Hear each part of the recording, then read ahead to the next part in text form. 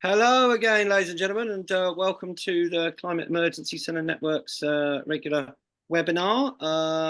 We are honoured to be joined tonight by a campaigner and organiser from the Niger Delta, Friday, Nbani Barilule, I hope I pronounced it right, from the Leke Development Foundation. And they've been doing incredible work to reach out to many different groups that are affected by Shell and the fossil fuel companies and how they've affected Ogoni and other people's lands. And they've been setting up youth parliaments and getting all sorts of people involved. And they had a big Niger Delta conference last year and one coming up, and they really want our help. International solidarity. Over to Friday. Thank you very much for coming. Tell us more about yourself and the foundation and your work. Over. Thank you so much. Well, I can speak. Even if the presentation is not ready, I can speak. Yeah.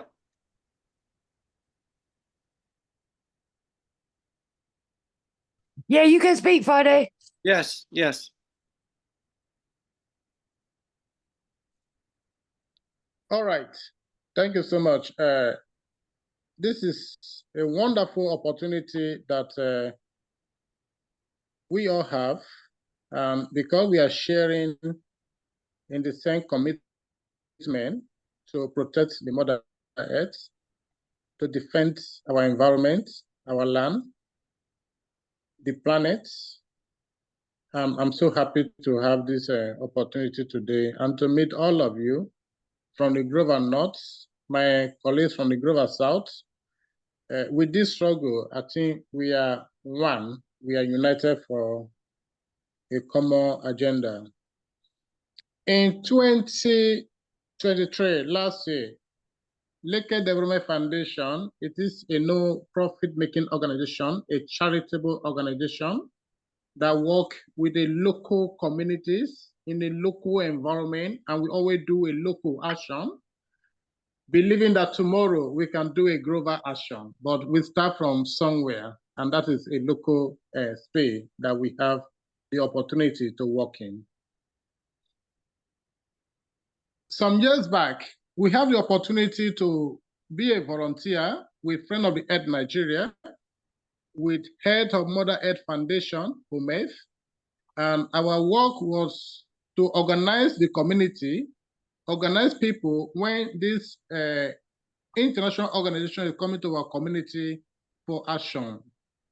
And it is from there that we came together as a grassroots organization and formed Leke Development Foundation. Leke is an Ogoni language that simply means a comfortable environment that is free of pollution. Like I say, about the background of the projects. Last year, we organized Niger Delta Climate Change Conference. That was for the first time Niger Delta people are coming together to talk about climate change, to talk about the issue that is facing us, the issue of oil spillage, the issue of gas flaring, the issue of flooding disaster, the issue of climate refugee, the issue of climate morbidity in the land, the issue that resulted to deaths and sicknesses, health challenges, power failure in the region. And we know, and we have seen that Niger Delta is a home to Nigeria oil industry. When you talk about the oil industry in Nigeria, you are referring to Niger Delta. For over 60 years, international oil companies and the Nigerian federal government have rushed to extract billions of barrels of oil from the Niger Delta with a scant regard for the consequences. They leave a hood or mark that cannot be hid. There's a mark in the result, in the land. The results are being catastrophic in the land. Thousands of oil spillage have been recorded daily, weekly, monthly, yearly in the land, with unrestricted gas flaring and frequent release of toxic contaminants have poisoned people's farmland, the water we drink, the air we take in, the water we bathe, the land that we plant our crop for agricultural purposes. Historically, and these continual activities of oil industry have fuels and environmental emergencies. And that's brought about issue of climate conference that we need to table and define climate change in our own local language. I remember one of the participants last day during the conference, he said climate change, he said that we can't have climate justice without cleanup. Cleanup means the polluted, the oil spillage, the amount of oil spillage in the land, continuation of oil spillage in several places in the land, uncontrolled gas flaring in the land, that we cannot have climate justice without these remediation processes, clean up of this environment to recover from the loss and damage in the area. That is what the man said in the conference. Another thing we see that there's a silent health crisis. The health challenges in the regions is already in crisis and is deeply affecting the economies and causing hardship in the region. Niger Delta is a home of 31 million population, 31 million population. It is one of the areas that have this mangrove forest. When you talk about the largest area of mangrove forest in Africa, in Nigeria, you are talking about the Niger Delta. It is an area that is well blessed. And at the same time, due to a long operation of these multinational oil companies, the Niger Delta area has been known as one of the most polluted environments on earth. On the whole world, one of the most polluted environment. So if you want to count polluted environment in the whole world, you have to count Niger Delta. This is a small region outside Nigeria. That tells us that when researchers came up with the life expectancies in Nigeria, they got 56. So if you have 56 years, you are the elderly people in Nigeria. But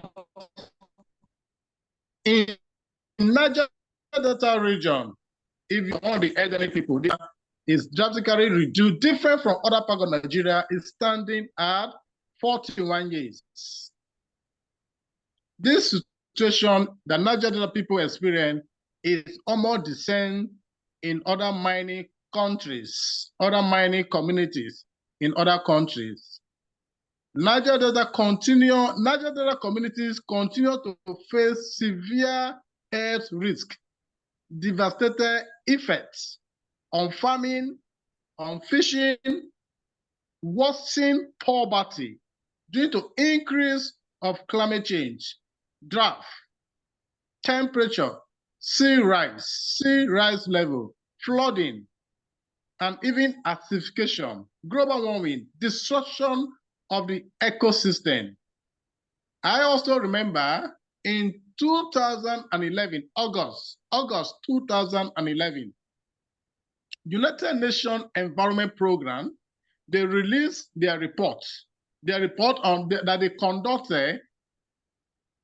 United Nations Environment Program, UNEP, they published an environmental impact assessment that were conducted only in Ogoni region.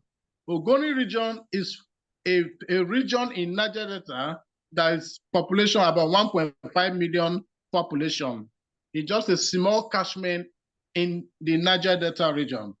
When this UNEP conducted their environmental impact assessment, there was a 3 cardinal points that they brought out. Number one, they said that the environment would take 25 to 30 years, 25 to 30 years to recover. For the cleanup of the environment, it's going to take 25 to 30 years for it to recover from loss and damage as a result of petroleum damages in the land. 25 to 30 years. Not only that, they said that people living in Ogoni, my own community, has been drinking benzene in water 900 times above the World Health Standard guideline. 900 times of benzene. That means that in 15 years coming, we may have a community of cancer, because we all know that benzene is one of the toxic elements that causing cancer.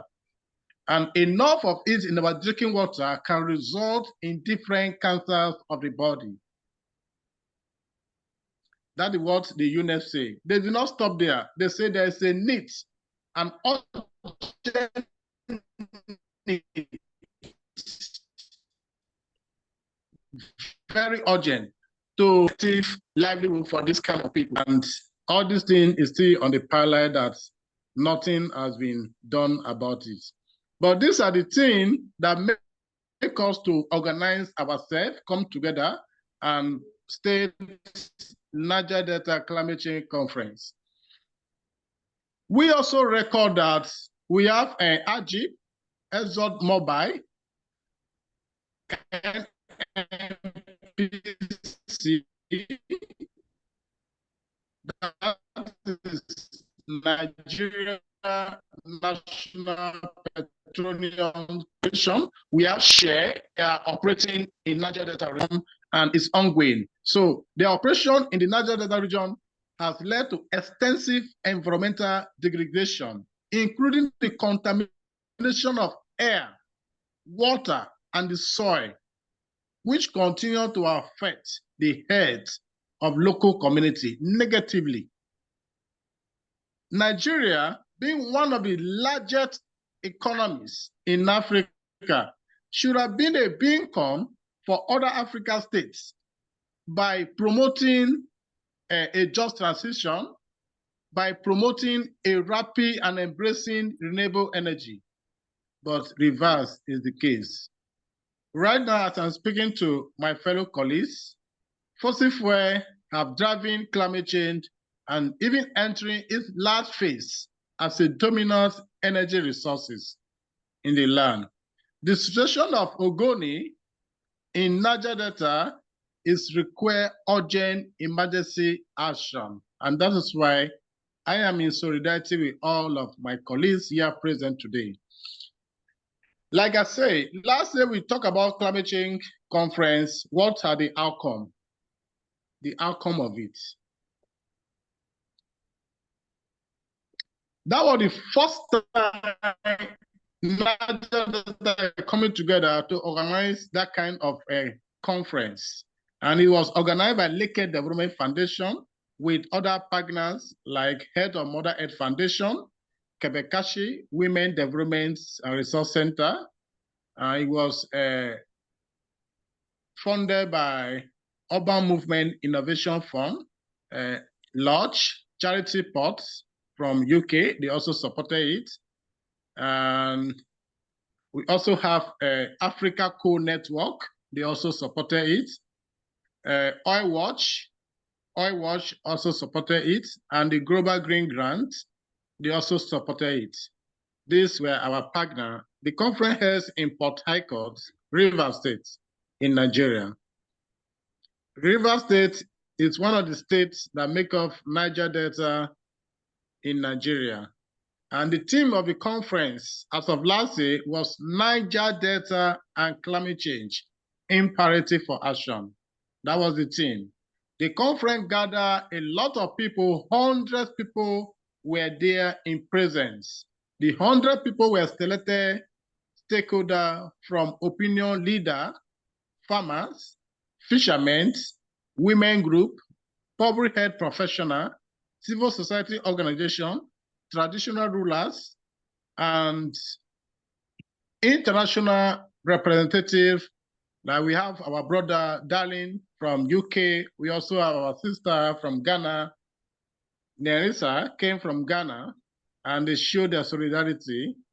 And the primary focus was to address climate change impacts and develop a strategy for adaptation and mitigation in the Niger Delta region. What are the key impacts that the conference brought out? The key impacts. Number one, we talk about environmental and health impacts. The conference highlighted severe impact of climate change and fossil fuel extraction on the Niger Delta environment. Issues including coastal erosion, sea level rise, loss of farmland, but are extremely discussed and obviously recommend as the impacts that we are facing in the region. Another impact was the health impacts. We say climate change is one of the issues that is pushing negatively affect the people's health. As we speak, issue of respiratory disorder like asthma and several issue of respiratory diseases, mental health problems, and other diseases related to pollution and environmental degradation is being recorded in the land. I remember there was a time that we talked about soot, S-O-O-T, soot. We call it black soot. A tiny, tiny particle that was even before COVID-19. A tiny, tiny particle, black particulate matter were noticed, very obvious, notable in Niger Delta, in River State. And as of that time, if you take a white handkerchief like this, a white cloth, and put inside your nose strip, you bring it out, you see a lot of black soot, particulate matter. And it was too obvious that the health practitioner, the medical doctor, they advised citizens living in Port Harcourt in River State to start using nose masks. Niger Delta people started using nose masks before COVID-19, but today it's drastically reduced based on one action or the other. In the conference, we also see need of urgent action. There was a strategic discussion that brought out this need. There is a space that we need of action. And number one of this area is the strategic litigation and policy advocacy.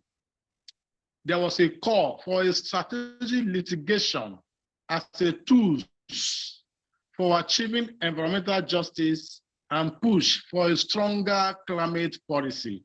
There's that need in the land, and we are yet to work on it. And that is why we are discussing the outcome here so that we can deliberate together what we can do together. Strategic litigation and policy advocacy. The second need that was also deliberated at the conference was a regional action plan. There should be a regional action plan for Niger Delta people. What is our own plan when we talk about climate change? So the conference also advocated for a comprehensive Niger Delta action plan to address climate impact effectively.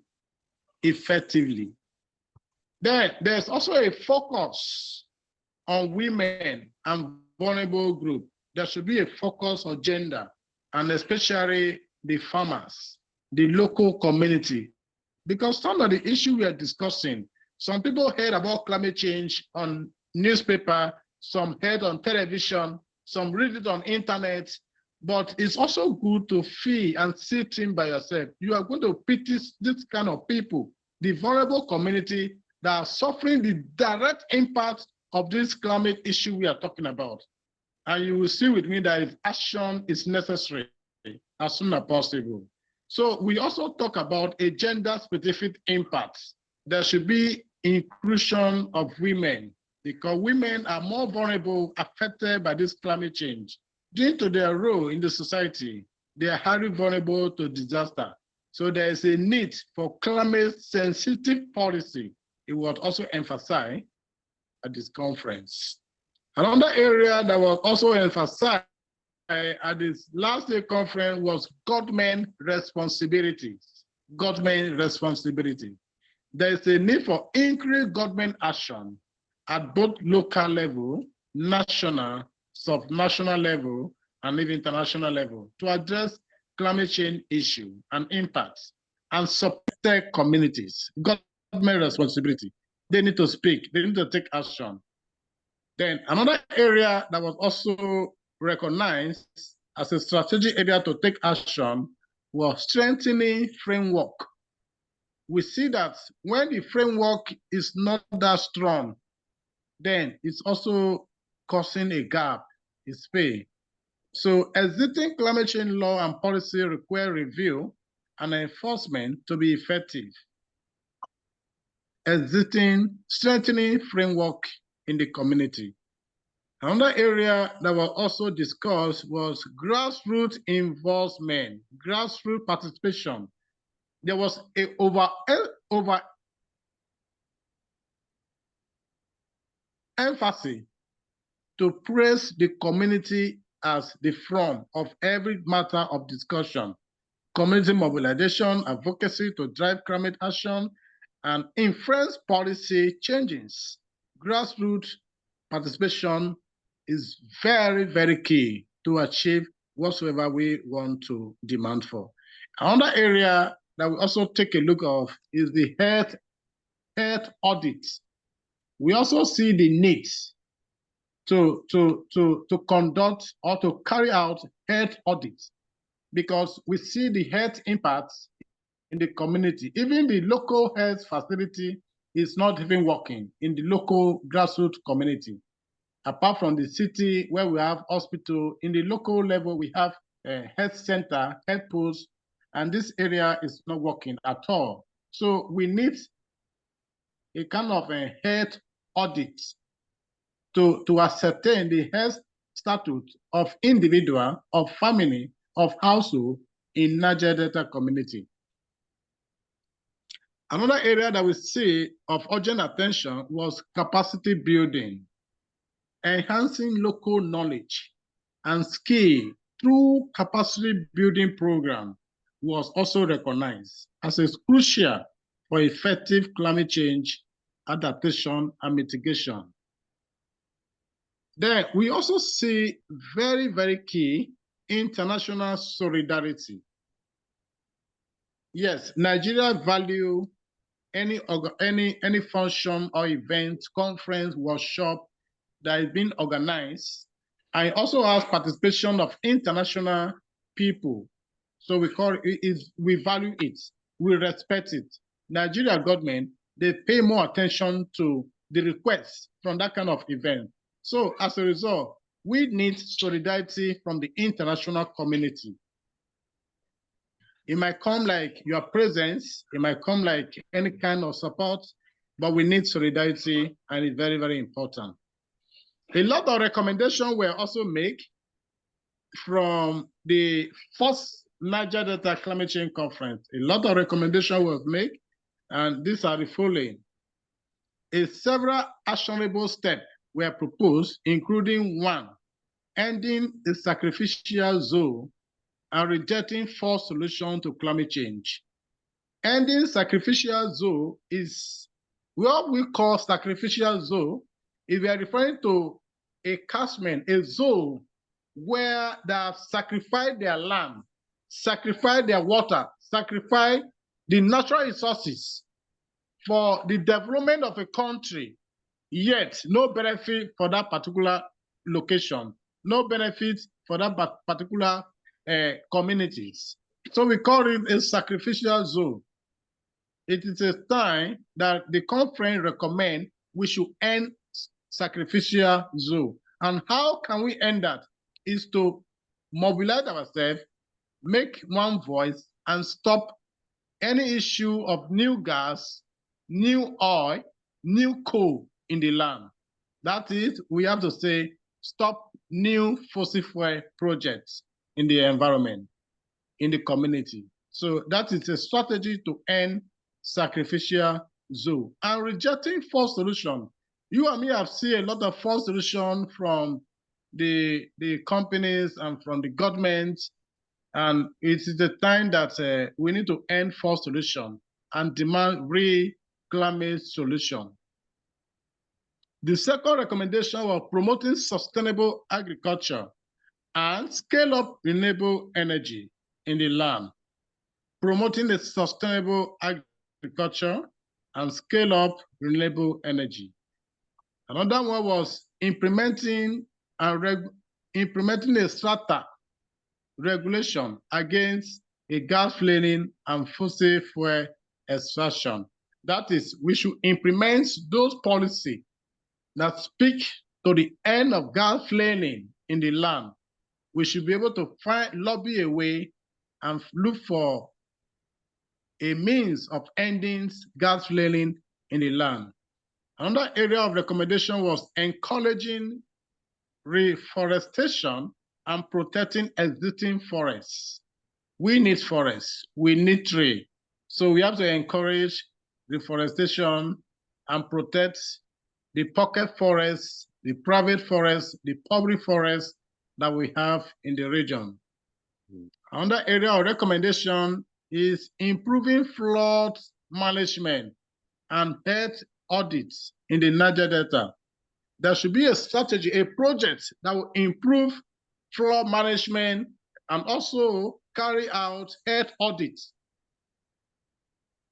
in the land. Then there should be a review to address the inadequacies of existing environmental impact assessment. There is some certain projects that have impact assessment. We should review it and also promote before projects carry out environmental impact assessment in the land. And we also talk about government preparation for flood and capacity building space to enhance skill and resources, include women in climate agenda.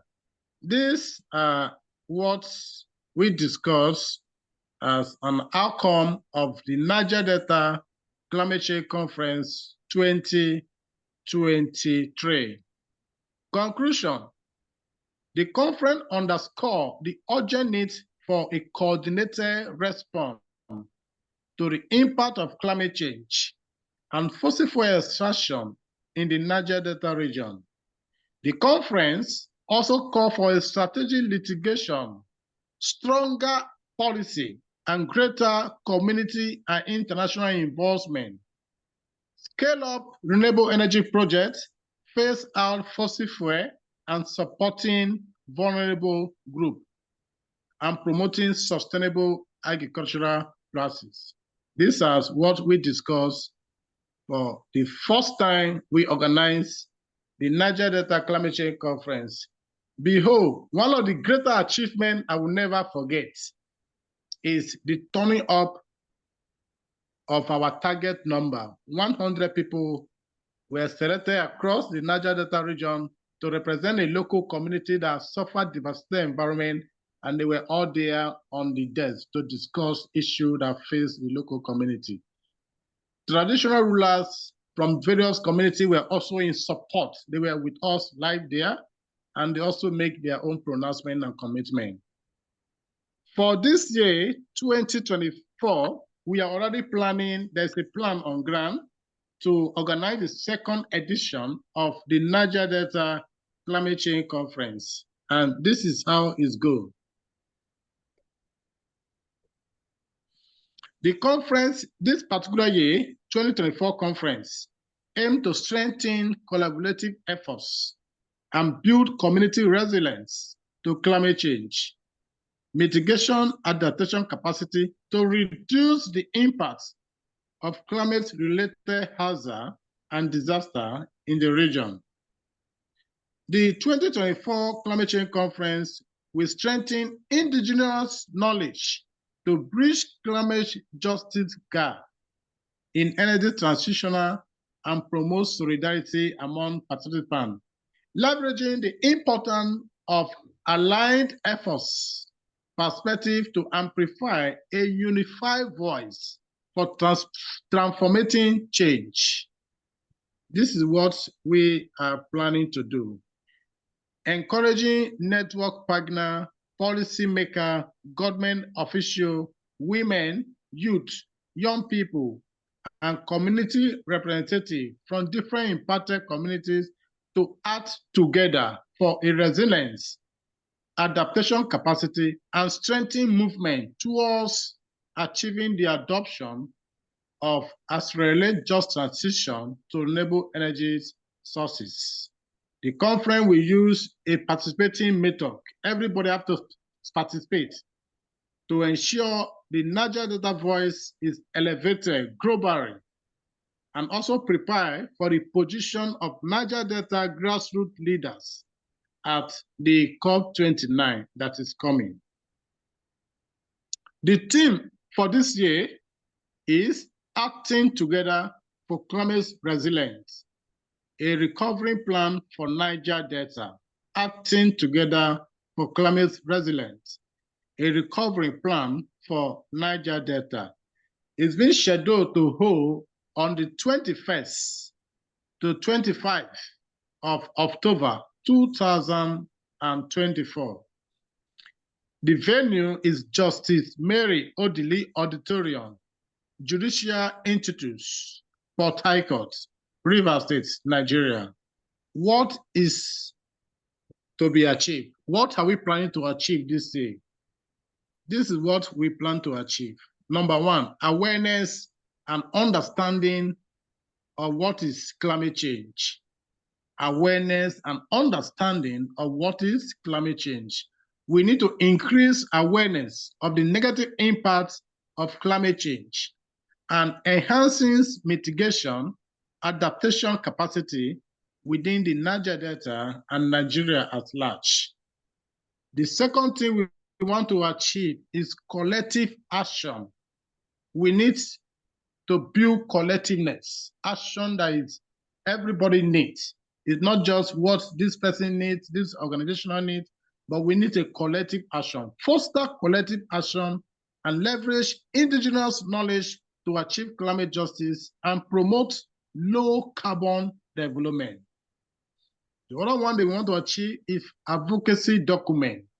We want to produce a local advocacy document to guide the Niger Delta region on climate action. We should have a working tools, advocacy tools, and it's going to guide our action within Niger Delta. Again, we also want to achieve solidarity and networking. This is very key. Strengthening solidarity among diverse stakeholders and amplify a unified voice for a transformative change, policy impact, influence policy, and planning for a just energy transition, then promote renewable energy solution. This is what we are looking at. On the agenda, we also make sure that we have commitment. We want commitment this year to get government commitment to produce a divestment framework for cleanup. If you listen to news from Nigeria, you'll be hearing about divestment, oil divestment, oil divestment. This is what we don't want. What we want is to phase out fossil fuel. Why we don't want divestment is because the multinational, for example, Shell want to leave Nigeria and they begin to sell their facility. Who are they selling to? They are selling it to indigenous companies. That means, is the indigenous company going to inherit the liability, the damage, the loss that these multinational oil companies have caused in the region? Who is going to pay for the liability? Who is going to pay for the loss and damage that Shell have been created for a long years in this region? You just want to sell your facility to a local person and you run away. No, we need a proper commitment from the Nigerian government to produce a divestment framework. There should be a policy for that kind of divestment. Nigeria government should produce a policy for that, a framework for that. What are the positions? What are the local committees? You can't just wake up overnight and tell you are going. No. When you came, at least there was a procedure that make you to come. That same procedure will also allow you to go. Or else, clean up the land, remediate the area, support the total remediation of the land.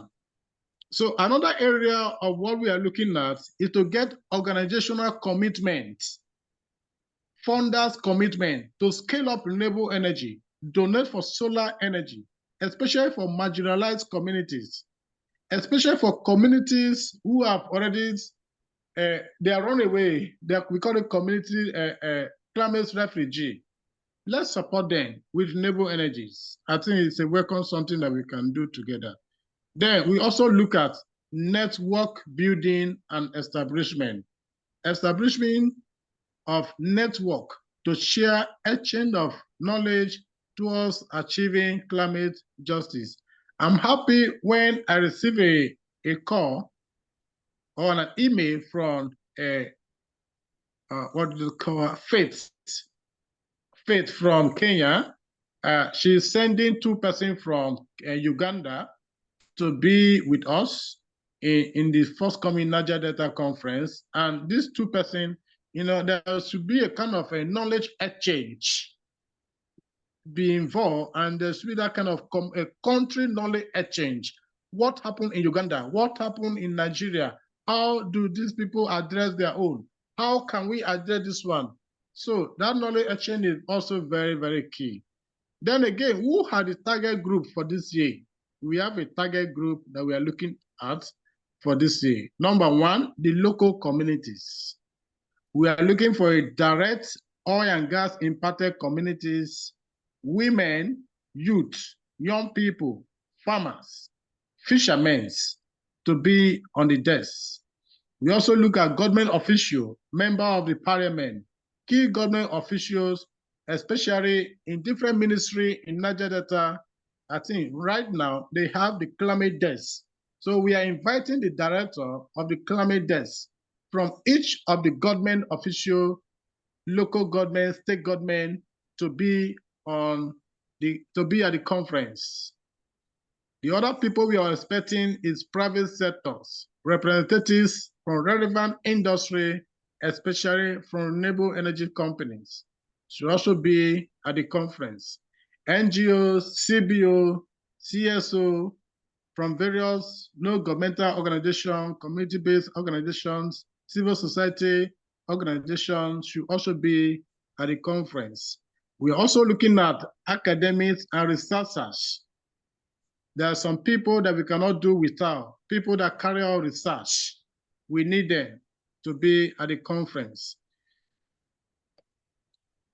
Friday. We also have this year proposed. Yeah, I'm about to finish. Okay, brilliant. The partners. Yeah. And then we'll have questions. Carry on. Okay, thank you. Thank you. So the partner for this year, proposed partner, we have the Africa Core Network. We also have Kabekashi Women Development and Resource Center. We have Head of Mother Earth Foundation, Environmental Justice, Environmental Rights Action, Friend of the Earth Nigeria, We the People, Oil Watch Africa, Yoruba Women Foundation, Environmental Defenders Network, Unions of Concerned Scientists, I think they're based in US, the Urban Movement Innovation Forum, Lodge, Charity Pot, Global Green Grant Fund, Global Environmental Facility and Small Grant Program. These are the proposed agenda for this year. For now, it's just few of them that have confirmed participation, but we are still looking onto them to confirm their attendance, their support in one way or the other. Some of them contributed a little token of dollars. Some of them flights to be there by themselves. That is their commitment, their contribution. Some of them are using their hand to design banners. So this is the partner, proposed partner at the moment. Then this is the summary of the agenda for this year, 2024. The agenda is designed to discuss the following. Day 1, we have commitment and strategic plan to decarbonize Niger Delta and Nigeria. That is day 1. Commitment and strategic plan to decarbonize Niger Delta and Nigeria. Day 2, we have Niger Delta General Assembly on carbon emission reduction. That is day 2. Niger Delta General Assembly on carbon emission reduction. Day 3, we have Niger Delta Fossil-Free Day of Action. Niger Delta Fossil-Free Day of Action. It is a campaign. We are not going to be in any hall, in any room that very day. We are going to launch a fossil-free campaign in Nigeria. Niger Delta Fossil-Free Day of Action. Then, day 4 is going to be capacity building and knowledge and learning exchange. Day 4, capacity building and learning exchange. So that day 4, we are looking from our partners from Uganda, from US, our partner from Ghana. They are going to be there in presence. So we need that knowledge exchange from each other. Then the final day, day 5, is what we have documentary and field trip action. That very day, we want to get to a local communities, not in the hotel anymore, where this gas, where this oil spillage has been occurring. We need to see it in by ourselves. That is where some of us can experience how, when we talk about Niger Delta, we are not referring to this beautiful city like Port Harcourt. Ensure that people who have not seen Niger Delta will see it with their naked eye, and also do some documentary. At the moment, what is ready? What is ready at the moment is the hall. The venue that we are going to use is ready, and we are working on the sound system and ensuring the projectors, the medians should be intact. The second one that is ready is T-shirts. We have already secured 180 T-shirts for the action, for the launching of fossil-free day of action. 180 T-shirts has been secured. We are also in touch with the hotel for accommodation. We are on now discussing some area for them to reduce some of the price, and let us also be a partners. Also, we are already secure part fundings of the projects. We already secure part funding, and we also have some commitment, but yet to have it from others and partners. A Friday. This is where we are at the moment. That's brilliant, Friday. Yes, thank you. This is where we are at the moment. Thank you so much. That is amazing work you are doing. Absolutely incredible. I've been taking notes along the way. There is so much you guys are doing, and we really need to encourage more international solidarity. Hopefully we can all network the next conference. So if folks have got any questions or feedback or a comment, if you want to raise a hand down there in the reactions down the bottom. Caroline, Kaz Bennett, first off the marks. Oh, please, may I just interrupt? I'm really sorry. You've got to go. You do it I've now, got to go. Thank you, Friday. I'll see you later. Thank you, everyone. This has been a great opportunity. We need to take this forward. All right. Cheers. Thank you, Alice, for linking this up. Nice one. Okay, Caroline. Friday, thank you so much for that. Absolutely amazing. Very clear description of what are extremely challenging and complex situations that I know you're facing there. I've been working with a lot of groups in the Niger Delta, including MOSOP, but others, and I would like to invite you to connect with us because in July we held a roundtable entitled Justice for Nigeria. We did invite Nemo from HOMEF, but I think he was busy and unfortunately didn't send anyone else. But we're in the process of writing up all the outcomes, and actually, a lot of them are very similar to the things that you've been talking there about, Shell's 70-year state capture of Nigerian government, basically, and great concerns for their sell-off of onshore oil assets, as well as all the health impacts, the pollution, the utter lack of justice, any legal routes that can be taken. So I'd love to connect with you Friday if possible. I'll put my email address in the chat. All those things that you talked about, building a global alliance, particularly in the global north, we are working on that.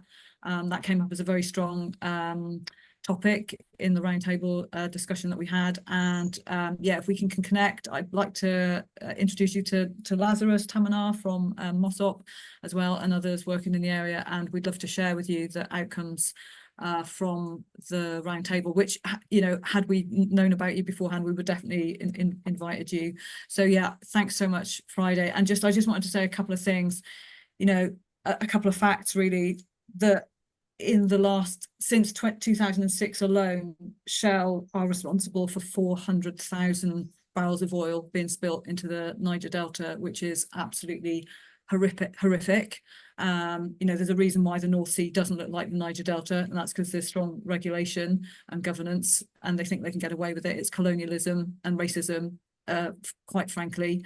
So we're very keen to see the cleanup on that. And just for people's knowledge, regarding gas flaring, there is absolutely no reason to gas flare. That gas can be captured and used for energy locally. That's what happens in the North Sea. Again, the gas that would ordinarily be flared in the North Sea is captured and provides gas and electricity for 80,000 homes that are facing the North Sea coast. So these things are done because you're right, it's just a sacrifice zone, complete sacrifice zone, and they're just getting away with it because they can. And this is basically what Shell and others do when nobody is watching, when they feel nobody cares.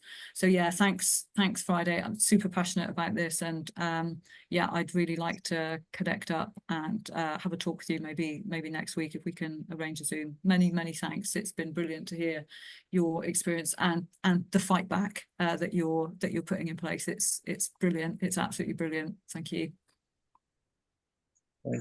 Thank you. Brilliant, Caroline. That really brings it into focus there. Just what various corporations get away with all around the world because they think people aren't watching. We need more media link ups and support. If there's any really good films that Friday, yourself or others can recommend, I've been taking notes during that, but there's so many shocking facts and so many things going on, and we do need to work together across all borders.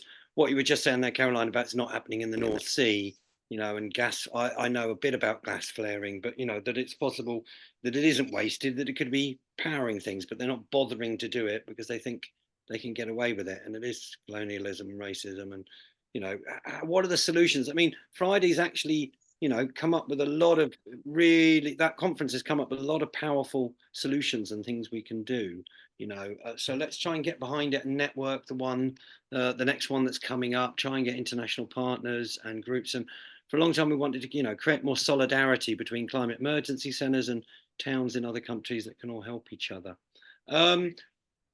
Is there anyone else there who wants a question or a feedback or anything on tonight? We're about 8:05. We should do the Irish, but Dum Seal has just entered the waiting room. Slightly. It's okay, better late than never. Wizard is always perfectly on time. Okay. Thank you very much to Friday for all of that. We'll come over to you for parting comments unless anyone else wants to jump in with a question or thing. But just reading back, through having a quick look from my notes, some of the things that we need: strategy and litigation policy, and people actually taking these corporations to Friday's re-entering. He's obviously lost connection. Things like this, the Stop Ecocide Foundation that we had on a webinar a couple of weeks ago, until we actually change the law and policies and can actually sue these corporations that are getting away with murder, literally, ecocide is murder when it's killing off people's air and water supplies, when they are fishermen and they cannot fish anything because it's basically a river full of oil and benzene. Shocking fact, they're 900 times the legal level benzene going in the water. That is absolutely unbelievable, and one of the top 10 most polluted areas on the planet. You know, these corporations are getting away with it because there is not the policy framework, the legal framework, where the CEO and the top people in the company and the board can actually be taken to task and be sued for it, and saying, look, you are leading to people dying from this pollution and livelihoods and, you know, being wrecked. You know, there's billions of pounds being generated, but that going back into the infrastructure of the country, and you know, into renewables and into loss and damage. Particularly, Friday touched on a bit there at the end. Going to some of the big climate summits, there's been a lot of talk about loss and damage, and they kind of wouldn't put it in for about the last 8-9 years. But I think the last climate conference that we went to or heard about, the very last one, they actually did start saying something about loss and damage, and that they needed to provide loss and damage funds to areas that were affected and places. Dum Ciel, hello, welcome. We're kind of to the tail end of it, but you just want to introduce where are you around the world, or any group you're linked with? Welcome. Hello, friends. My simple apologies for coming late. My name is Dum Ciel. I'm from the Cancer Foundation, and I also had a small organization where we are training young people in communities to use tech and media to report and monitor environmental and climate change issues. Cool. Can you put a web link into the chat for that, Dum? And where is that based? In Nigeria or somewhere else?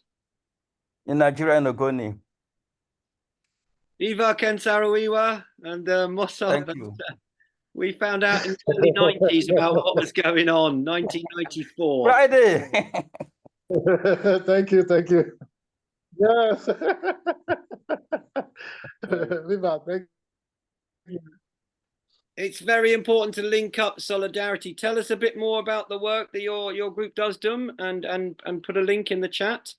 What's it called again? Okay, so I work, like I said, I work with the Cancer Foundation, and then we just started a small group, you know, trying to teach young people in rural communities how to be involved in monitoring and reporting and environment and climate change issues in their own, in their villages. Because, so I'm from the same place with Friday. Yeah, and then he was the one that brought me to this group too. But yeah.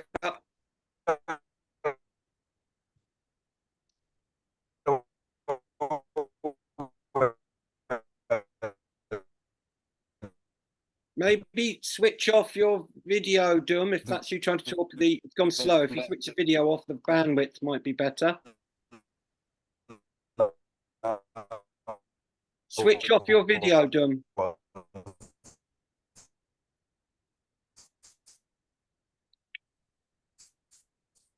Dum, I don't know if you can hear us, but if you switch your video off, we might be able to hear you better.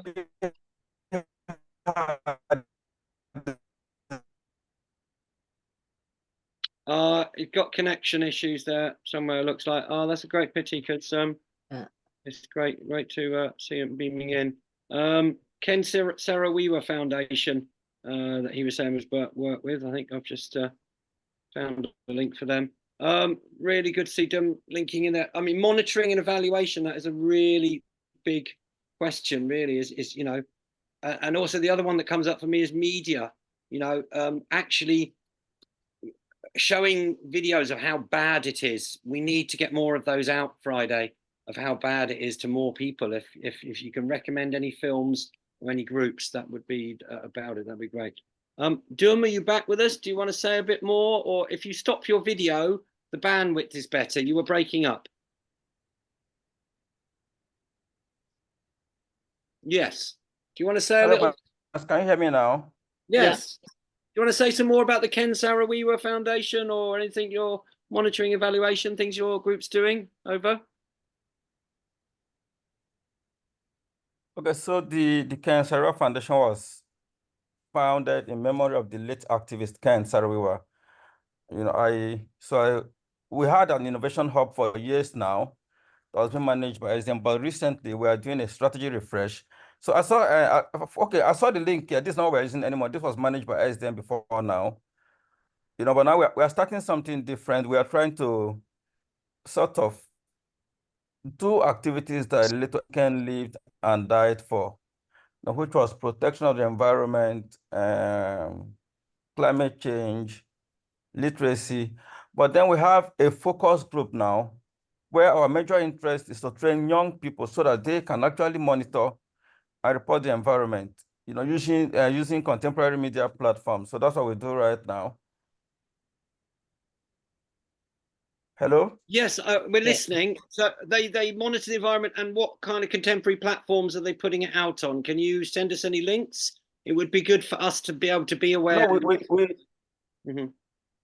Yeah, we did our first training last week. So on Sunday, we've not uploaded it yet, but we were teaching people in rural communities how to use drones, how to use WhatsApp, how to use TikTok and other social media sharing platforms to actually make videos by themselves about what they feel about the environment, how they see their environment.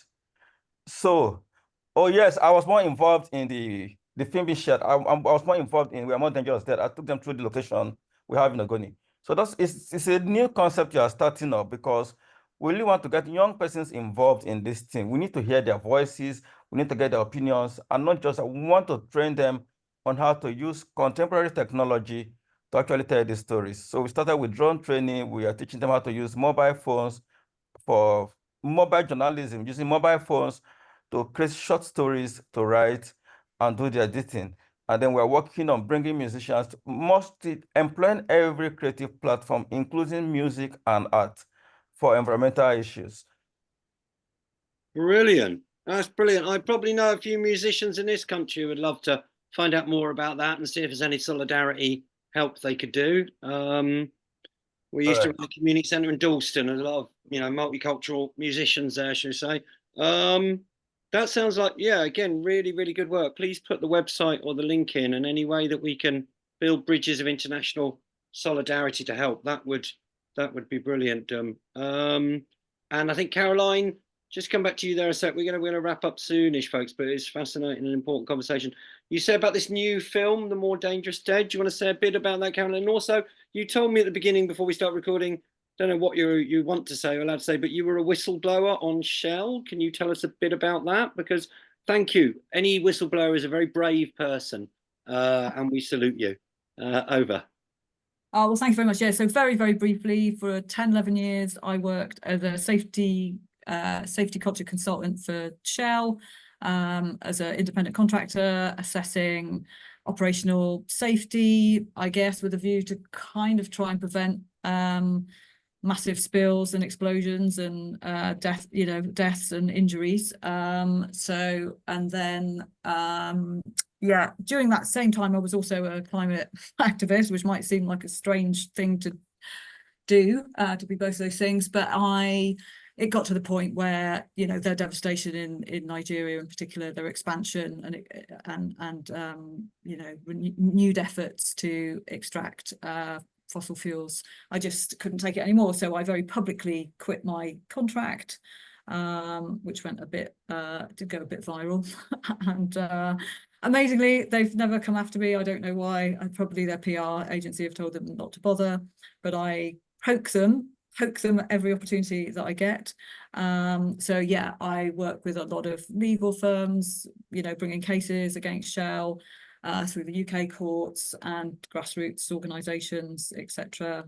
So yeah, as well as being a very active Extinction Rebellion person. So that's basically that.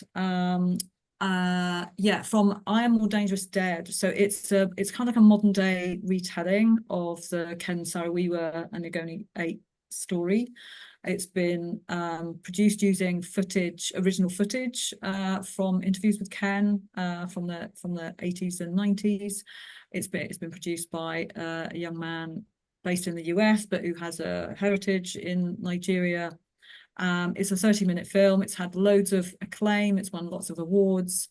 I'm good friends with the co-producer of that film, and it is available for screening by appointment. It's not on general release, but it was, it's been shown at at the British Film Festival last year, Bristol Film Festival. I think it won one of the categories in the Bristol Film Festival. It's a really good retelling of what happened. So I think if anyone's interested in that or knows of anyone who might want to screen that for a wider audience, that could also be a digital screening, I think.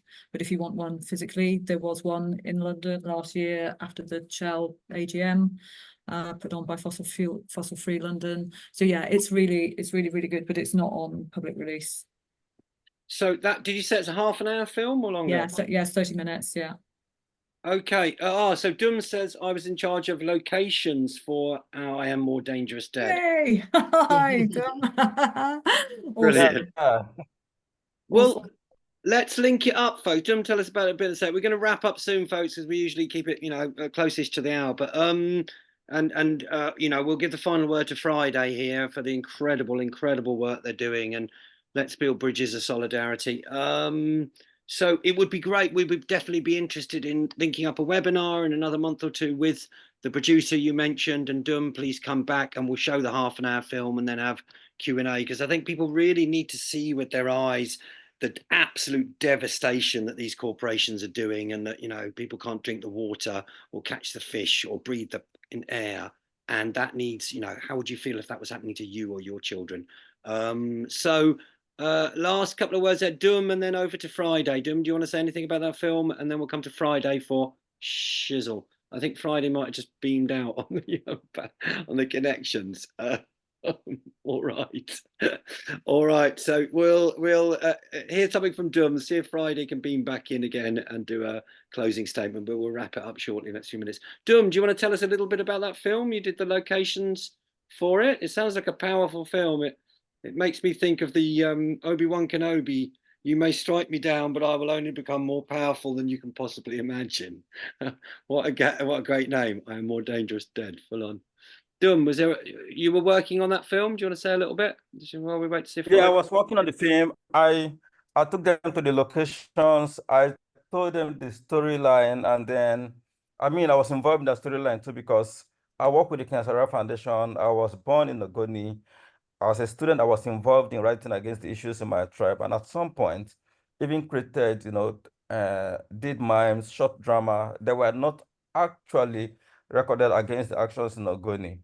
So I'm more dangerous that I was contacted as the person leading the foundation, and I took them around the locations, told them the stories, took them to the park, and then the effort the foundation hopes to do in the future and have. So it was actually working with them on that movie was one of the reasons that made me see the need to raise young storytellers and movie makers in Ogoni using their mobile phones, because we had a whole lot of gap from what happened and what's happening now.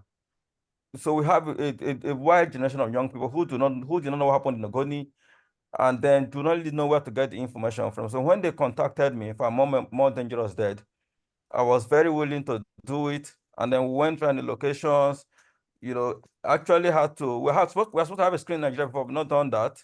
No, but it was something I was interested in, something I was involved in. From the time they came to Nigeria, I took them around the venues, made corrections, connected them for those to interview and all that. And, the new project I'm starting up is something I wish could actually have outlets to work with people. Because I have young kids who I wish I can get someone to train them more. I wish I looking forward to links with people who do similar things we do, for more gaps, because like I've always said, there is need to take activism more into the visual platform right now. So kids who are, even those who are on TikTok, can identify what is happening, such that it doesn't look something just too elitist anymore. But in the rural communities, a lot of persons don't know about what is happening.